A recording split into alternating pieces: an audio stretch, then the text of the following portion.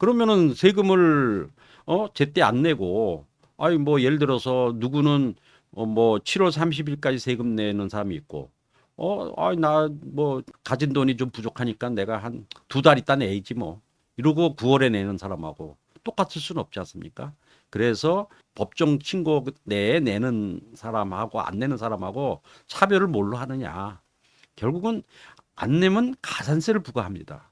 그러면은 우리가 은행에서 연체했을 때 연체에 대한 가산금 있듯이 당연히 국가에서도 정상적으로 성실하게 낸 그런 납세자하고 성실하게 내지 않은 불성실을 한 납세자하고 당연히 차등으로 차별을 두겠죠.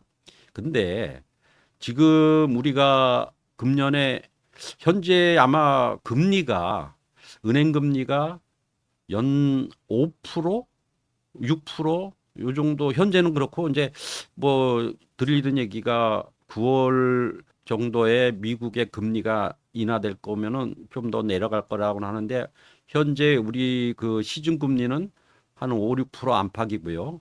그러나 국세청에서 세법에서 정한 법정 이자율이 있습니다. 그 법정 이자율은 4.6%입니다. 현재는. 근데 이제 그거는 정상적인 사람일 때 적용하는 하나의 이자율이고 아까 말씀드린 대로 불성실 납세자한테는 가산세가 엄청 이게 엄격합니다. 우선 신고를 안 했다. 그러니까 아까 말씀드린 부가가치세가 7월 20일까지 일기 그 신고하는 기간이 7월 25일입니다. 그러면은 7월 25일까지 성실하게 납부한 부가가치세 납세자가 있는 반면에 뭐 어찌 됐든 뭐 사업이 부진하든 뭐 어떤 이유가 됐든 7월 20일까지 신고를 안 하는 경우가 있고 또 7월 25일까지 신고를 했는데 그러면 세금도 그날까지 납부를 해야 되는데 신고는 했는데 세금을 안 내. 물론 우리가 뭐 항상 내가 돈이 있으면서도 안 낼 수는 없지 않습니까? 그런데 어찌 됐든 신고를 하고 안 내는 경우, 아예 신고를 안 하는 경우, 이 두 가지 경우가 있다고 불성실 사업자의 기준 유형이 그렇게 두 가지가 있는데요. 그러면 신고를 안 했을 때는 신고를 하면은 무신고는 아니니까 관계 없는데 신고를 아예 안 하면 무신고 가산세가 또 적용됩니다. 그러니까 소위 말하면 가중처벌이죠. 그러니까 내가 신고를 하고 세금을 안 내면은 납부해야 될 세액에서 약간의 그 가산세율을 적용해서 가산세만 납부하면 되는데 무신고를 안 하면은 아예 그건 별개 사항이고 무신고 가산세가 일단은 더 가중처벌이 됩니다.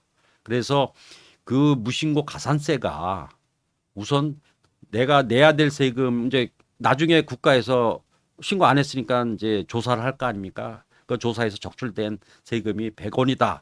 그러면 그 100원의 20%를 무조건 가산합니다. 근데 그것도 예를 들어서 내가 뭐 예를 들어서 뭐 부득이한 사정이 있어서 무신고했다. 뭐 소위 말하면은 뭐 갑자기 뭐 몸이 그냥 아파갖고 미처 그런 신고하는 시기를 놓쳤다든가 아무튼 이런저런 사유가 있다면은 그래도 20%인데 그런 것도 없이 신고 안 하는 소위 말하면 배째라 이런 배짱으로 해갖고 신고 안 하는 경우는 40%입니다. 그럼 생각해 보십시오. 100원을 내야 될 거를 20%더 내는 것도 억울한데 거기다 40%를 내라 그러면은 이거는 바보죠. 그래서 이 우리가 무신고는 절대 해서는 안 되는 사안입니다. 근데 뭐 우리가 아무리 사업을 하더라도 세금이 뭐 1월 달에 있고 또 4월에 있고 7월, 6월, 5월에 있고 6월에 있고 7월에 있고 뭐 11월에 있고 9월에 있고 11월에 있고 1년 내내 세금을 내는데 그걸 뭐 달력에다 뭐 메모하고 내는 사람 어디 있습니까? 그래서 이제 그런 거를 대신 관리를 해주는 역할하는 사람들이 이제 뭐 세무사라든가 회계사라든가 뭐 이렇게 이제 세무신고는 이제 두 분야의 전문 자격자들이 이제 도와주시는 거고 그 다음에 이제 그 가산세 중에 그 우리가 신고는 했는데 아까 말씀드린 대로 부정한 게 신고하는 거. 요것도 사실은 이 국세청에서 굉장히 엄격하게 다룹니다.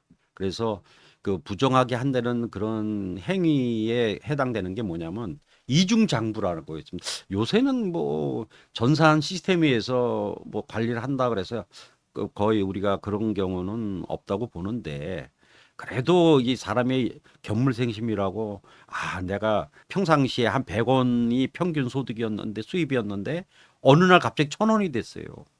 물론 뭐 내가 법만큼 세금 내면 되지. 떳떳하게 생각하면은 무슨 문제가 있겠습니까? 근데 그것을 갑자기 100원 내던 사람 내가 1,000원의 소득이 수입이 발생되니까 이거 세금이 최소한 10배를 내야 되는 거 아닌가? 그럼 난 지금 사실 그동안 내가 알게 모르게 뭐 여기저기 빌린 돈도 있고 은행에 채무도 있고 그런 거 갚으려면 이거 세금 내고 그러면 내가 모자른데 이런 유혹에 빠지는 경우가 있겠죠. 그래서 소위 말하면 이중장부. 내가 1,000원은 수입이 됐는데 500만 하고 500은 감추는. 물론 당장은 신고 받습니다. 500에 대해서. 근데 그 남은 500을 과연 5년 동안 감출 수 있을까요? 아무튼 그거는 아까 말씀드렸죠. 지금 대한민국이 IT 강국이라는 그 점을 염두에 두셔서 5년 심지어는 그 경우는 이제 부정하니까 7년이죠. 7년간을 내가 영원히 감출 수 있다.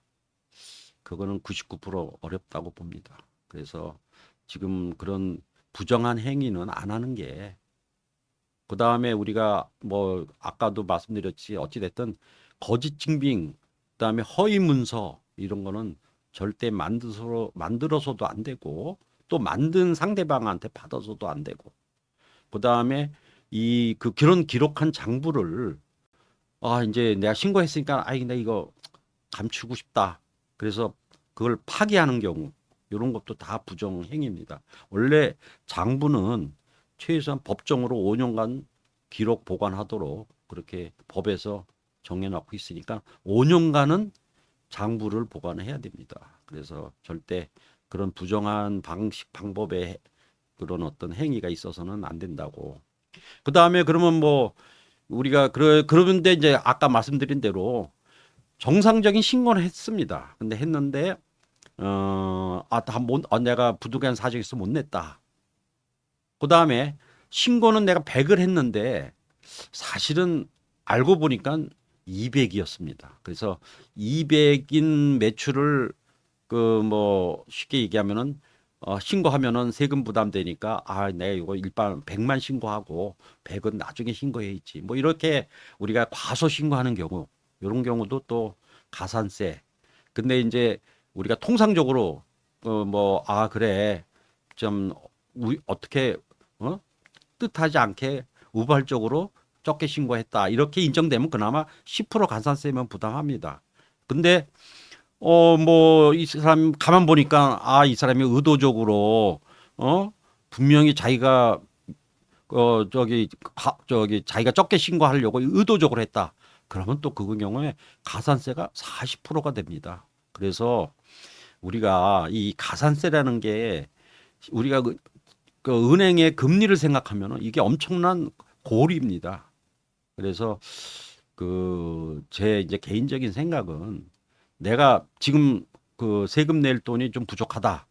그러면 약간 좀 손해는 있다고 생각되지만은 금융기관 가서 차라리 대출을 받아서 세금을 내는 것이 가산세에 비해서는 은행 이자가 훨씬 저렴합니다. 그래서 절세 방식으로 세금은 기한 내에 신고하고 납부하는 것이 하나의 절세다. 이렇게 말씀드릴 수가 있습니다.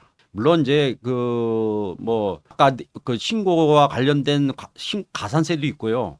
그 다음에 또 이제 그러면 이걸 끝까지 그러면 뭐 낼 때까지 봐줄 거냐? 그게 아니라 그 가산세는 별개고 또 그 다음에 낼 때까지 또 가산세를 또 붙입니다. 이게 이제 납부지형 가산세라고 해갖고 우리가 이제 뭐 일일 만분의 2.2 그러면은 감이 오신지 모르지만은 하여튼 만분의 2.2의 일일 하루에 그런 미납세액에 대한 가산세를 적용한다. 그러면 예를 들어서 한 달 뒤에 내는 사람하고 2달 뒤에 내는 사람하고 3달 뒤에 내는 사람하고 그렇게 하루마다 그런 이자를 붙이니까 가산세를 붙이니까 달라질 수가 있죠. 그래서 그런 가산세도 언제 내느냐에 따라서 차이가 있다. 그래서 뭐 하루라도 빨리 내는 것이 중요하다.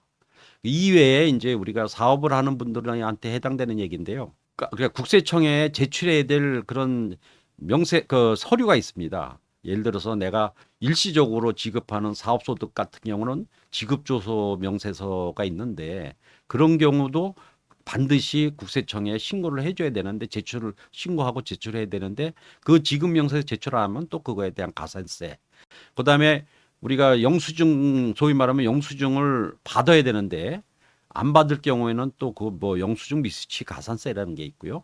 또 기장 의무라 그래 갖고 1년 매출 기준으로 뭐 1억이다, 1억 5천이다, 2억이다 이렇게 이제 그 계급별로 의무를 부여합니다. 그런 의무에 해당되는 사람은 거기에 맞는 기장을 해야 되는데 그런 경우 안 했을 경우에도 또 그런 거 뭐 가산세도 적용하는 그런 어떤 납세 의무를 해태했을 때 적용하는 뭐 이런 여러 가지 가산세 제도가 있다는 거를 좀 아시고 결국은 아까도 말씀드렸듯이 절세를 하기 위해서는 이러한 납세 의무를 이행하고 또 가급적이면은 기한 내에 납부하고 부득이한 경우는 빠른 시일 내에 납부하고 그다음에 이제 더불어서 부당한 방법으로 신고를 안 하는 게 우리 절세의 하나의 방법입니다. 그래서 그런 것을 제가 이제 좀 개괄적으로 설명드렸습니다. 그 다음에 이제 세금을 안 내면은 그러면은 마냥 국가에서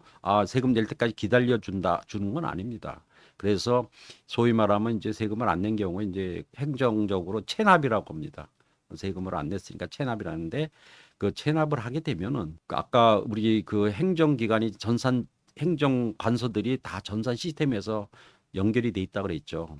그래서 체납이 아까 세금을 안 낸 그 납세자의 모든 금융 자료를 다 검색을 하고 계좌를 압류하고 부동산을 압류하고 그래서 사업을 영위하기 어려운 그런 상황까지를 갈 수가 있다. 그래서 가급적이면은 그런 그다음에 또 예를 들어서 이게 또 지방자치단체로부터 허가를 받아야 되는 업종이 있습니다.